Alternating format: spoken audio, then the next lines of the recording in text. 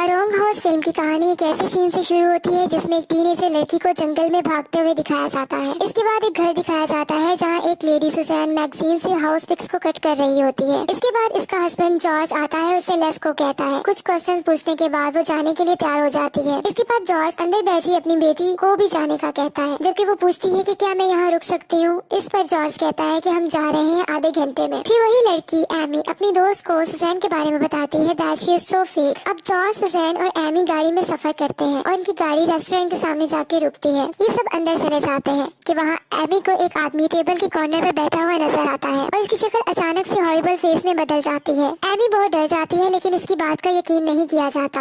Amy गाड़ी में कहती है कि मैं घर जाना चाहती हूँ, लेकिन जॉर्ज, इसका फादर, कहता है कि पहले हम घर देखने जाएंगे और फिर दोबारा हम घर वापस आ जाएंगे। फिर वो लंबा सफर करने के बाद इस घर तक पहुँचते हैं जहाँ फॉर सेल लिखा होता है और साथ ही में उसी के ऑनर की तस्वीर बनी होती है। जैसे ही एमी उस आदमी की तस्वीर देखती है तो वो बताती है कि ये वही आदमी है जिसको इसने रेस्टोरेंट में देखा था, लेकिन इसकी बातों को इग्नोर किया जाता है। कुछ देर में उस घर में पहुँच जाते हैं और वहाँ कोई भी नहीं होता। वहाँ एक स्पीकर होता है जिसमें से वेलकम की आवाज आती है और ये भी स्टेटमेंट बोली जाती है कि आप फ्रीली इधर उधर जाकर घर देख सकते हैं और कहा जाता है कि स्पीकर के बटन को प्रेस करके वो इस अजीम जगह के बारे में जान और सुन सकते हैं। कुछ देर में वहाँ एक जीप आती है जिसमें एक दूसरी फैमिली होती है जो कि पहले ही इस घर को देखकर जा चुकी होती है। दोनों फैमिलीज का इंट्रोडक्शन होता है। इसके बाद जॉर्ज की फैमिली गाड़ी में बैठकर चली जाती है जंगल की तरफ। जैसे ही इनकी गाड़ी जा रही होती है कि इनके सामने एक लड़की आती है और जमीन पर गिरकर जख्मी हो जाती है। ये सब उतरकर उसको देखते हैं और पूछते हैं कि क्या वो ठीक है। इसके मुंह से खून बह रहा होता है और मुंह से अजीबोगरीब आवाजें निकालती है और बहुत ही मिस्टीरियस वे से अपने हाथ से एमी के चेहरे को भी टच करती है। इमीडिएटली सेकंड फैमिली की भी जीप पीछे से आ जाती है और इन सबको अपनी गाड़ी में बिठाकर ले जाते हैं। सब दोबारा इस घर के सामने चले जाते हैं जहाँ फॉर सेल लिखा होता है।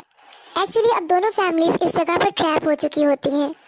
अब वो गाड़ी से यहाँ से निकलने की कोशिश करते हैं लेकिन गाड़ी इस घर के सामने आकर रुक जाती है। तो दूसरी फैमिली का हेड अंदर जाने का कहता है और अंदर जाकर स्टे करने का बोलता है, जबकि उसकी वाइफ कहती है कि बहुत बैड आइडिया है। एमी बताती है कि ये स्ट्रेंज लड़की अंदर नहीं जाना चाहती। एमी का फादर जॉर्ज कहता है कि तुम्हें डरने की जरूरत नहीं, हम यहाँ इकट्ठे होंगे। कुछ देर में वो इस घर में चले जाते हैं और अंदर बहुत ही डार्कनेस होती है। इस स्ट्रेंज लड़की को अपस्टेयर्स में विंडो पर एक आदमी नजर आता है जो कि एक बच्चे का मुंह छुपाए हुए होता है। उसने उस बच्चे के मुंह पर हाथ रखा होता है। उसके पास सुजैन बताती है कि स्ट्रेंज लड़की को फीवर हो गया है। अगली सुबह स्पीकर से आवाज आती है वेलकम की और सेम स्टेटमेंट को रिपीट किया जाता है। इस पर सबकी आंख खुल जाती है और वो देखते हैं कि वो स्ट्रेंज लड़की गायब होती है। फिर वो विंडो से बाहर एक आदमी को देखते हैं जो अपने डॉग के साथ होता है। दूसरी फैमिली का हेड सबको लेकर बाहर जाता है लेकिन वो गायब हो जाता है। कुछ देर में वो अंदर आते हैं तो स्ट्रेंज लड़की मिल जाती है। इस सीन में ये जाहिर होता है कि स्ट्रेंज लड़की की जुबान कटी हुई है। एक महीना गुजर जाता है। सेकंड फैमिली की लेडीज फाइट कर रही होती है कि इसे विंडो के बाहर एक बच्ची नजर आती है जो कि हकीकत में इसकी अपनी मरी हुई बेटी होती है। इसके अलावा ये भी दिखाया जाता है कि जो इनका बेटा, सेकंड फैमिली का जो बेटा होता है वो बैसाखियों की मदद से चलता है, वो अब उसकी रिकवरी हो रही होती है। सेकंड फैमिली की बेटी का नाम जैसन होता है।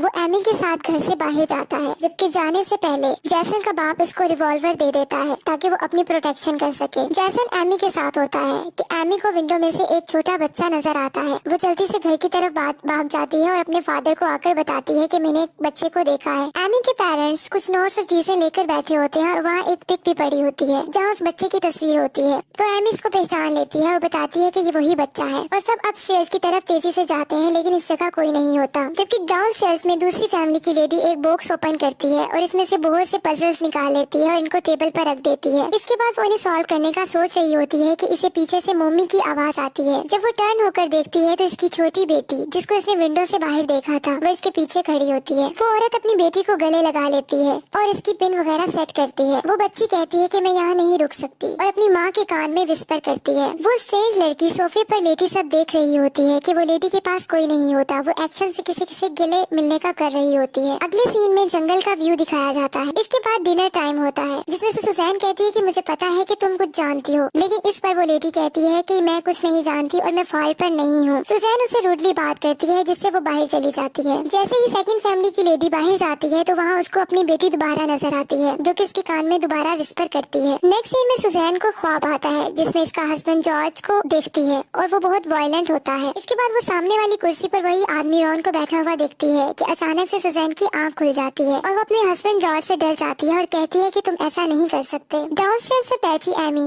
पजल्स को जोड़ने की कोशिश कर रही होती है और फिर दूसरी फैमिली हेड आ जाता है और उसके पास खड़ी स्ट्रेंज लड़की से बहुत सारे क्वेश्चंस करता है। उसके बाद थोड़ा हाइपर हो जाता है। एमी का बाप इसे यकीन दिलाता है कि अंदर कुछ नहीं है, सब कुछ ठीक हो जाएगा और मैं तुम्हारे साथ कुछ नहीं होने दूंगी। अगले सीन में जंगल में एमी, सुजैन, जॉर्ज पहुंच जाते हैं और जैसन का बाप इनको पिस्टल दिखाता है और कहता है कि तुम एक एक करके निकलने की प्लानिंग कर रहे हो। एमी का फादर जॉर्ज बताता है of course not. Next morning Amy अपना फेस वॉश कर रही होती है कि इसकी मदर इसको पीछे मिरर में दिखाई देती है जबकि इसका गला कटा हुआ होता है। दूसरी तरफ सुजैन एक छोटी नाइफ लेकर उधर मूव करती है और फिर वहाँ से हैमर उठा लेती है। जैसन के बाप की कमर पर आकर हैमर को मार देती है। इस तरह जैसन का बाप मरने लगता है लेकिन उसे जॉर्ज पूछता है how can we get the road और उसे रोड के बारे में पूछता है लेकिन उसकी डेथ हो जाती है। जॉर्ज अपनी बेटी एमी और स्ट्रेंज लड़की को लिए साइड पर हो जाता है जबकि सुजैन मुसलसल रो रही होती है और वो कहती है कि ऐसा नहीं करो। इसी तरह अब जॉर्ज बाहर जाने का डिसाइड करता है और वो गन अपनी डॉटर को देकर जाता है ताकि वो अपनी केयर कर सके। जबकि दूसरी तरफ जंगल में जॉर्ज बैक स्टेप से रोड की तरफ को तलाश करने की कोशिश कर रहा होता है। जैसे ही वो फॉरेस्ट के मिड में पहुंचता है तो इसको हेलो की आवाज आती है। वही पर्सन रॉन अपने डॉग के साथ पीछे खड़ा होता है लेकिन जब जॉर्ज पलट कर देखता है तो इसको अपना हमशक्ल दिखाई देता है।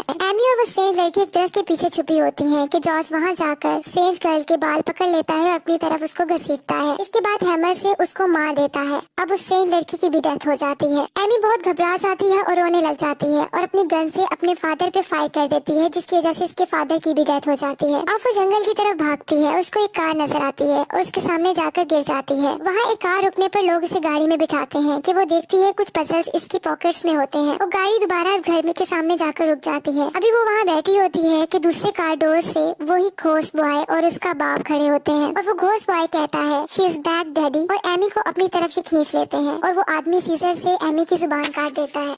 ये कम्प्लेक्स मूवी है जो बहुत से क्वेश्चन छोड़ती है।